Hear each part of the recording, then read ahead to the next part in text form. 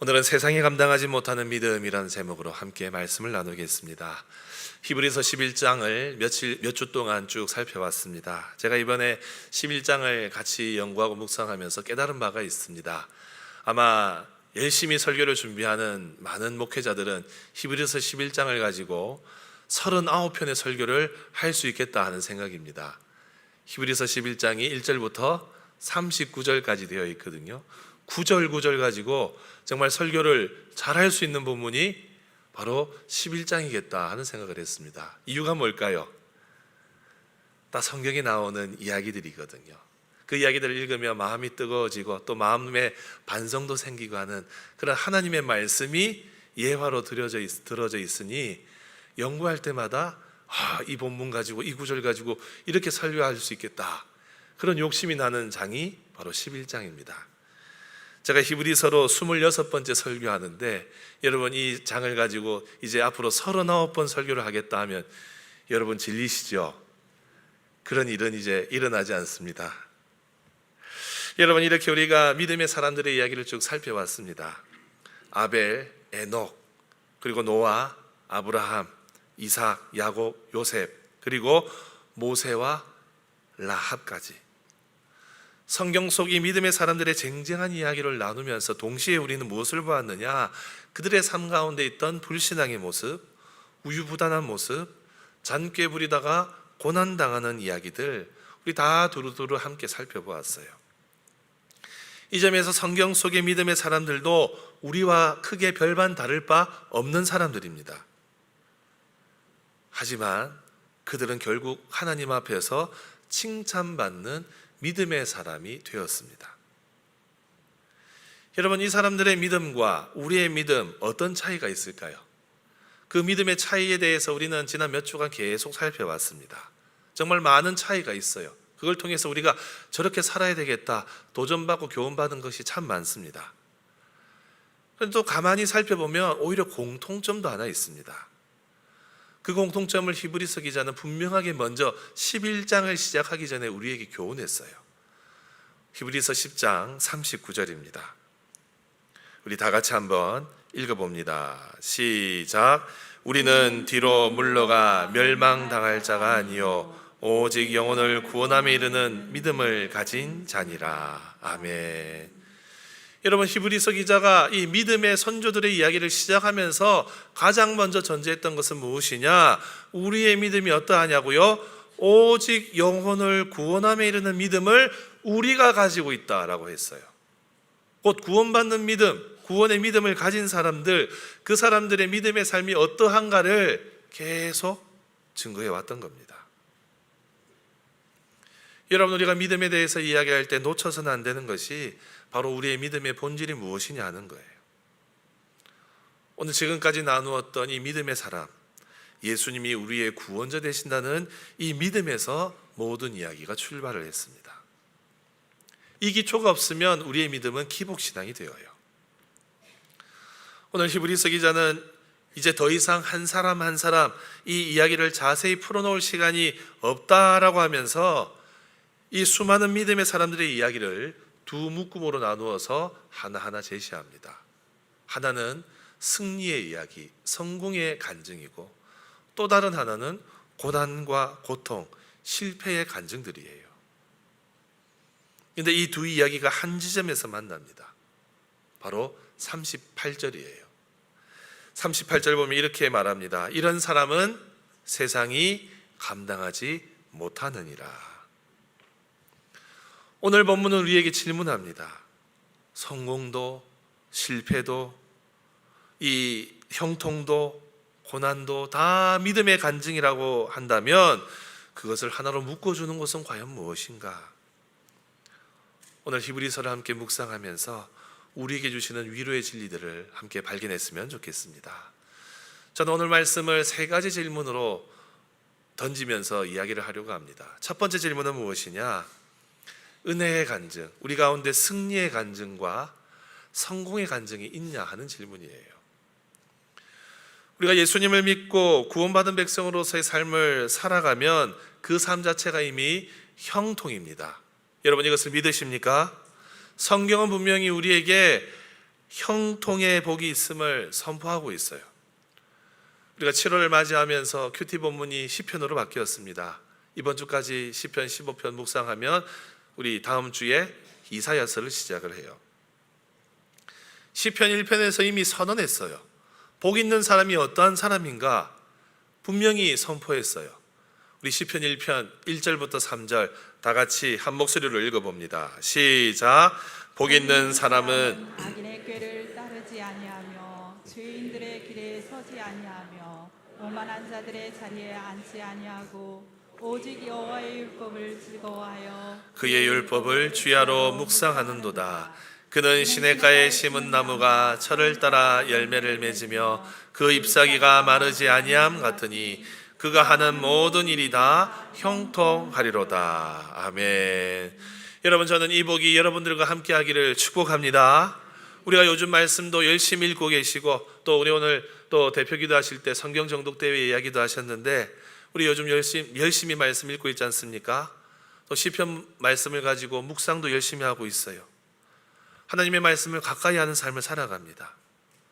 그렇게 하나님의 말씀을 가까이 하는 성도는 시냇가에 심겨진 나무가 열매를 많이 맺고 잎사귀가 마르지 않는 것처럼 우리가 하는 일이 모두 다 어떻게 한다고 말합니까? 다 형통하리로다. 성경은 약속합니다. 이 은혜와 복이 있기를 축복합니다. 그래서 우리가 예수님을 믿고 사는 삶의 기본적인 키워드는 행복이에요. 은혜 가득한 삶입니다.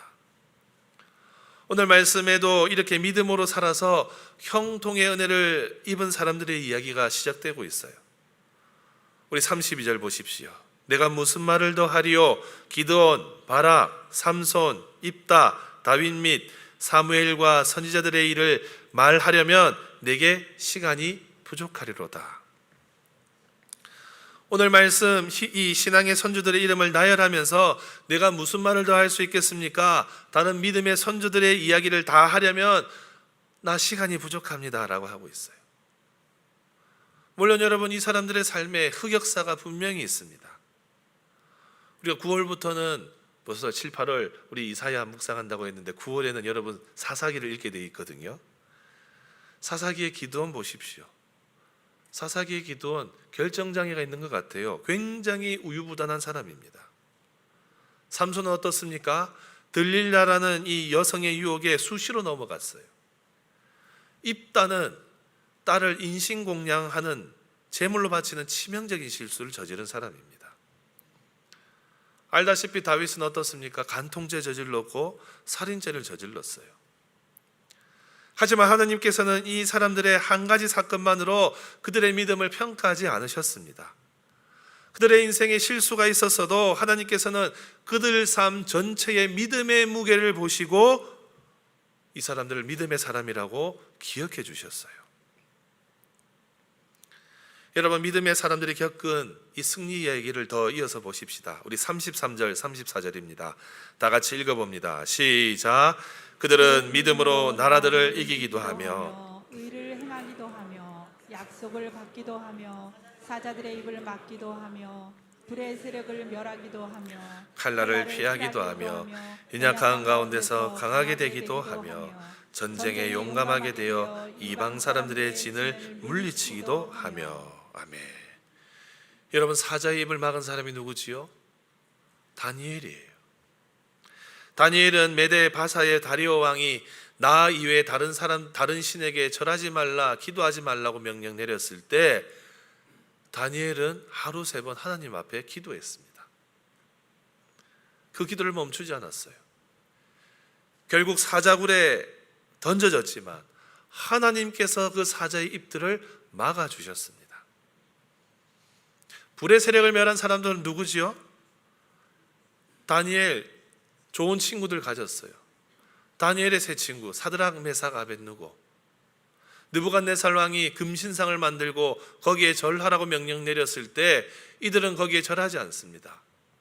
그러자 느부갓네살 왕이 크게 분노하면서 심판할 풀무불 7배나 뜨겁게 하라고 하죠.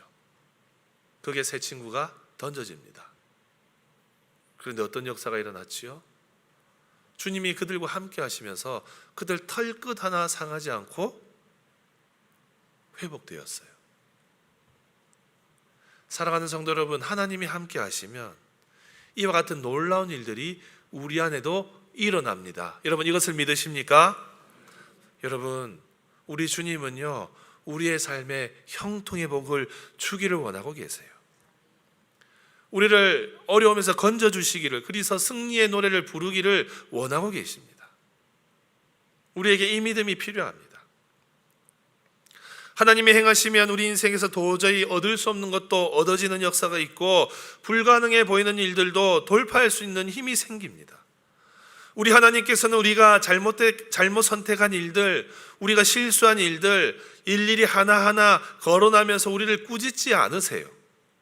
도리어 우리가 실수하고 연약하고 또 잘못된 선택을 하더라도 다시 돌아오도록, 다시 깨닫도록 기다려주시고 도와주시는 분이십니다. 이 믿음의 선주들의 이 성공 이야기가 바로 그 증거예요. 다만 여러분, 계속 성공, 복 이야기한다고 여러분 너무 이 형통의 복을 기복신앙으로 오해하지 마십시오. 이것은 하나님을 믿는 믿음, 구원받는 믿음을 가진 모든 백성들에게 주어진 기본적인 복이요 은혜입니다.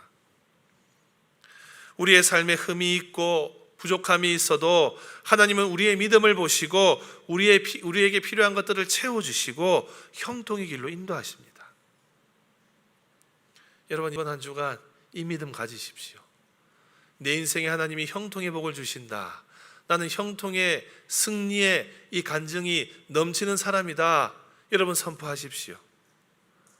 그러할 때에 우리의 선포와 우리의 믿음대로 우리의 삶의 승리의 간증과 성공의 이야기들을 가득 채워주실 줄 믿습니다.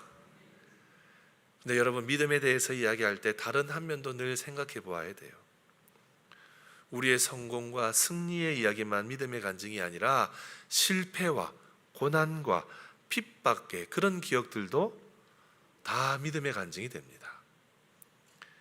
이 점에서 우리의 삶의 두 번째 질문을 던집니다. 우리에게 실패의 간증, 고난과 핍박의 간증이 있습니까? 하는 질문이에요. 오늘 말씀에서 믿음의 선조들이 겪은 승리의 간증을 쭉 나열하다가 이제는 믿음으로 살아간 수많은 무명의 사람들의 이야기들, 그들이 겪은 일들, 현실적이고 솔직한 이야기들을 나누고 있어요. 우리 35절부터 38절입니다. 다 같이 한번 읽어봅시다. 시작. 여자들은 자기의 죽은 자들을 부활로 받아들이기도 하며, 또 어떤 이들은 더 좋은 부활을 얻고자 하여 심한 고문을 받되 구차히 풀려나기를 원하지 아니하였으며, 또 어떤 이들은 조롱과 채찍질뿐 아니라 핍박과 옥에 갇히는 시련도 받았으며, 돌로 치는 것과 톱으로 켜는 것과 시험과 칼로 죽임을 당하고 양과 염소의 가죽을 입고 유리하여 궁핍과 환난과 학대를 받았으니, 이런 사람은 세상이 감당하지 못하느니라. 그들이 광야와 산과 동굴과 토굴에 유리하였느니라. 아멘.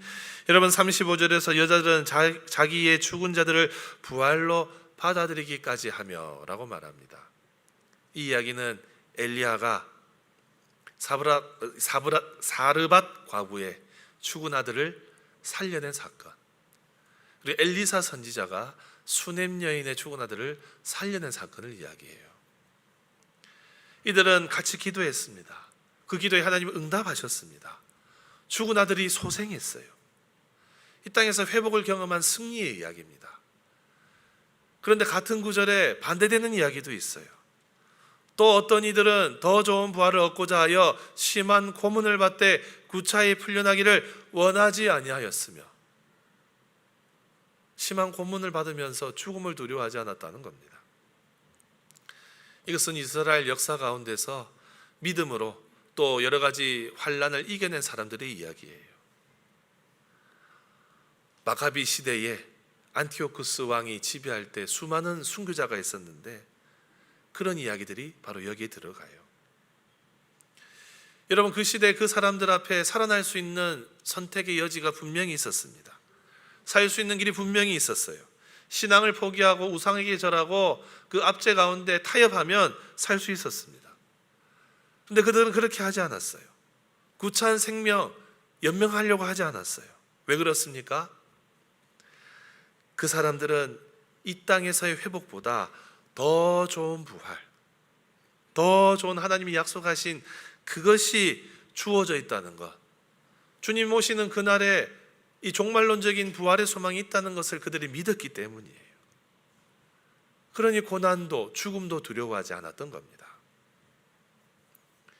여러분, 이 점에서 회복도 믿음이고 회복을 거절하고 죽음을 맞이하는 것도 믿음이에요. 죽은 자식을 살려받은 사람과 살 수 있었음에도 죽음을 받아들이는 그 사람, 오늘 본문에 나란히 서 있습니다. 이 둘은 정반대의 이야기지만 히브리서 기자는 이 둘을 똑같이 믿음으로 행한 일이라고 말해요.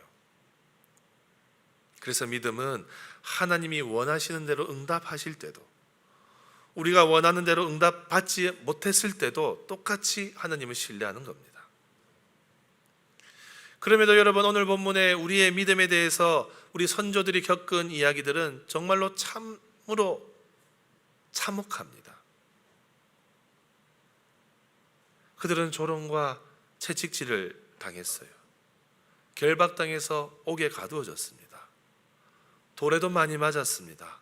심지어 살아있는데 톱으로 켜는 인간들, 그런 고난도 받았어요. 그 인간들 때문에. 칼로 죽임을 당했습니다.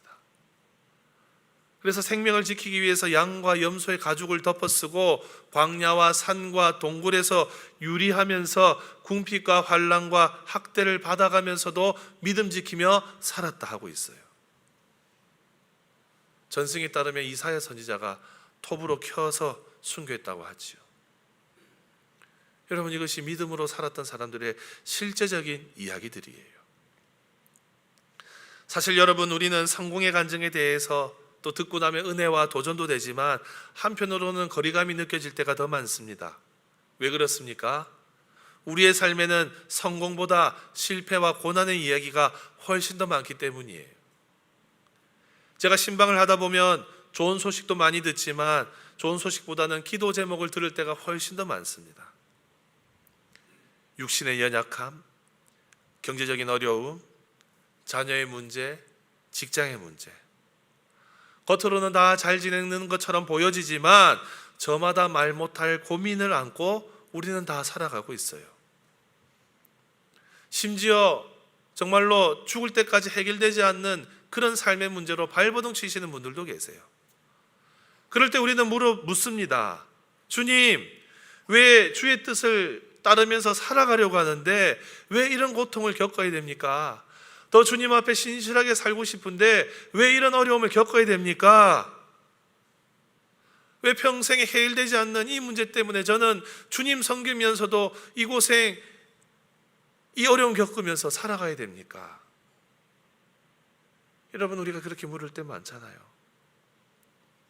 다 설명할 수는 없지만 하나님의 섭리로 이해하고 믿는 것이 우리에게 남겨져 있는 최선의 선택지예요. 그래서 어떤 신학자는 우리가 겪는 알 수 없는 고통과 고난에 대해서 이렇게 이해하자라고 제안을 합니다. 우리의 삶의 터전인 유한한 세계 속에서 일어나는 수많은 일들이 상대적인 선과 상대적인 악의 모습을 지니고 있다. 우리가 겪는 악이 상대적인 악이라는 것은 그 악이 고정적 실체가 아니라는 것이다. 무슨 뜻입니까? 그 악이 절대 악이 아니라는 거예요. 우리가 겪는 고난이 절대적으로 겪는 그런 어려움이 아니라는 거예요. 비록 고통스러운 경험이라도 하나님의 섭리 안에서 그 괴로움은 새로운 의미를 획득할 수 있다. 우리의 고난은 신앙의 눈으로 보면 새로운 의미를 찾을 수 있다고 말하고 있는 거예요. 우리 교회가 칼렛에 속해 있는 교회지 않습니까? 제자훈련하는 교회들이 모여있는 칼렛 공동체가 있는데 전국 칼렛 중에 한 지역교회 이야기를 잠깐 하려고 합니다. 우리 교회가 협력하고 있는 우간다 선교사님, 여러분 성함을 기억하십니까? 유형렬 선교사님, 우간다에서 오래 사역하고 계시죠. 우리 교회가 유형렬 선교사님 돕기 이전부터 도왔던 교회인데 김천에 있는 김천제일교회, 우리 칼렛의 교회예요. 이 교회는 오래전부터 우간다 선교를 해왔습니다. 한 해도 빠짐없이 선교를 해오고 있어요. 근데 2000년대 초반에 우간다 이 단기 선교팀이, 이 김천지 일교회 팀이 우간다에 선교를 갑니다. 그런데 그때 청년 한 명이 교통사고로 순교를 해요. 여러분 한번 생각해 보십시오. 복음 전하기 위해서 먼 길을 갔는데 그 건장한 청년이 돌아올 때는 관에 갇혀서 돌아왔어요. 그 부모의 마음이 어떠했겠습니까? 또 교회는 얼마나 분위기가 힘들어졌겠습니까? 함께 동역했던 청년부, 선교팀들, 이루 말할 수 없는 허탈감, 상실감 가운데 돌아왔을 거예요. 세상 방식대로 하면 원인을 규명해야 된다, 책임자 처벌해야 된다, 손해배상해야 된다, 여러 가지 복잡한 일들이 있었을 것입니다. 그런데 그 교회는 그렇게 하지 않았어요. 그 청년의 부모님은 지금도 그 교회에 신실하게 지키고 계세요. 그 교회 우간다 선교 중단되지 않았습니다. 지금도 매년 선교팀이 갑니다. 오히려 이제는 그 교회가 우간다에 단독으로 선교사를 보내겠다고 당의가 결의를 했대요. 그전에는 협력 선교사님과 협력했는데 이제는 우리 교회가 그 우간다 지역, 우리 교회 순교한 그 지역에 선교사를 보내겠습니다. 그런 결단을 했답니다. 죽음은 끝이 아니었어요. 고난 가운데서도 이 믿음의 이야기는 계속 이어가고 있어요. 여러분, 우리의 믿음 생활에는 고난이 있습니다. 이해되지 않는 비극도 만납니다. 성공과 실패, 행복과 고난 함께 공존하는 것이 우리의 믿음 생활이에요. 이 모든 것들이 공존하는 가운데 하나님이 나를 어떻게 인도하시는지, 내 삶에서 하나님의 역사가 어떻게 나타나는지, 아직도 다 해결되지 않았어도 여전히 나의 삶은 고통 가운데 있어도 하나님이 내 마음을 어떻게 만지시고 나는 그 문제를 어떻게 붙들고 여기까지 버티고 왔는지 하는 이 모든 간증과 고백이 다 믿음의 열매입니다. 여러분, 아직도 해결되지 않는 삶의 문제로 고통하고 있고 기도하는 분들 계시잖아요. 평생 가도 해결되지 않는 몸의 질병을 가지고 살아가는 분들도 계시잖아요. 근데 그 삶 가운데서 주님을 의지하고 살아가는 모든 삶의 이야기가 오늘 말씀은 간증이라고, 그 또한 믿음의 간증이라고 분명히 말하고 있어요. 그런데 여러분, 성공도 실패도 형통도 고난도 다 믿음의 열매라고 하는 말, 이 정반대로 보이는 이 두 이야기가 진짜 믿음의 간증이 되기 위해서는 어떻게 하면 좋을까요? 우리가 그 이야기들이 진짜 하나님의 역사라는 것을 어떻게 확인할 수 있을까요? 이게 오늘 마지막 질문입니다. 성공이든 실패든 이 모든 간증이 참된 믿음의 열매라는 사실을 증명해 주는 표지는 바로 39절에 나와요. 38절에 나와요. 이 38절 상반절 다 같이 한번 읽어봅시다. 시작. 이런 사람은 세상이 감당하지 못하느니라. 아멘. 여러분, 감당 불감당이란 말 쓰지 않습니까? 감당 안 되는 사람 만나면 어떻게 하지요? 그 사람 못 쓰겠어. 도저히 진짜 말이 안 통해. 손 절레절레 하지요. 여러분, 세상이 감당하지 못한다는 말은 우리가 유별나서 세상이 우리를 손살에 친다는 그런 뜻이 아니에요. 정확하게 말하면 세상이 우리의 믿음에 어울리지 않는 곳이라는 거예요. 믿음으로 살아가는 모든 순간이 세상의 논리와 어울리지 않기 때문에 세상은 우리를 이질적으로 느끼고 거리를 두려고 합니다. 세상은 우리 믿는 사람들의 성공을 보고 운이 좋았다고 하고, 또 고난 중에서 감사하는 모습을 보면서 이해하지 못하면서 저 사람 특이하다 말하지만, 그럼에도 세상은 우리가 왜 그렇게 사는지 그들의 논리로는 도저히 이해할 수 없고 설명하지 못해요. 여러분, 세상이 감당하지 못한다는 뜻이 그겁니다. 세상은 우리를 이해하지 못한다는 것, 세상은 우리를 설명하지 못한다는 것, 그 담아내지 못하고 설명하지 못하는 우리의 믿음의 모습이 진짜다 하는 것, 그들의 증언을 통해서 우리는 알게 되는 거예요. 여러분, 지금 이 순간에도 북한의 지하교회 성도들 예수 믿는다는 이유 하나로 고문과 결박과 조롱을 당하고 있어요. 모진 학대 속에서 살고 있습니다. 이집트에 오래된 기독교가 있어요. 콥틱 기독교라고 불려요. 그들은 예수님을 믿는다는 이유로 하층민 대접을 받습니다. 그들이 여러분 살아가는 삶의 터전은요, 하수도 근처도 아니고 하수도 안에서 살아가야 된대요. 거기서 예수 믿는다고 하면 그 사람들이 하수도에 쳐넣는데요. 거기서 집 짓고 살아야 돼요. 세상의 기준에서 보면 손해보는 삶이에요. 그런데 성경은 여러분 이런 사람들을 향해서 세상이 감당하지 못한다라고 말합니다. 세상이 이들을 이상하게 여기는 것이 아니라 세상이 이들의 믿음을 담아내지 못하는 그릇이라는 거예요. 우리 중에도 예수 믿는 것 때문에 집에서 쫓겨나 본 분들 계실 겁니다. 명절 때마다 집안 어른들에게 무시당하는 분들 계실 거예요. 직장에서도 예수 믿는 것 때문에 공경에 처하거나 불이익 당하는 분들 계실 겁니다. 그럼에도 그 자리를 묵묵히 지켜나갈 때 세상은 우리의 믿음을 봅니다. 저 사람은 좀 다르구나. 여러분, 이것이 우리가 복음을 증거하는 방식이고 우리의 믿음을 증명하는 방식입니다. 사랑하는 성도 여러분, 우리의 성공의 방식은 세상과 달라야 돼요. 세상은 스스로 자수성가하라, 악으로 깡으로 버텨라, 때로는 곤물술수를 쓰는 것도 세상의 지혜다 여깁니다. 하지만 우리는 방법이 다릅니다. 우리는 믿음으로 승부합니다. 마찬가지로 실패와 고난과 비극을 대하는 태도도 우리는 세상과 달라야 돼요. 세상은 원망과 불평과 투쟁으로 이겨내려 하지만 우리는 믿음으로 견딥니다. 우리는 세상 사람들의 시선이 아니라 하나님의 시선을 두려워하는 사람들이에요. 왜 그렇습니까? 하나님이 우리의 믿음의 이야기를 만들어 가시기 때문입니다. 여러분, 이것을 우리가 기억한다면 우리가 겪는 성공의 이야기도, 우리가 겪는 실패의 이야기도, 우리가 누리는 행복의 이야기도, 우리가 겪는 고난과 환난을 이겨내는 이야기도 다 하나님 나라의 이야기가 되는 거예요. 시편 1편은 말씀을 가까이 하는 사람들, 시냇가에 심겨진 나무에 비유했어요. 여러분, 그 나무는 언제나 화창한 햇빛만 보면서 자라는 것이 아니에요. 그거보다 훨씬 뜨거운, 잎이 마를 정도의 뜨거운 햇빛 속에서도 사는 날이 있고 거센 비바람 버텨야 되는 그런 날들도 있습니다. 그런 모든 날에 그 나무의 뿌리 시냇가에 닿아 있기 때문에 그 나무는 마르지 않고 열매를 맺는 거예요.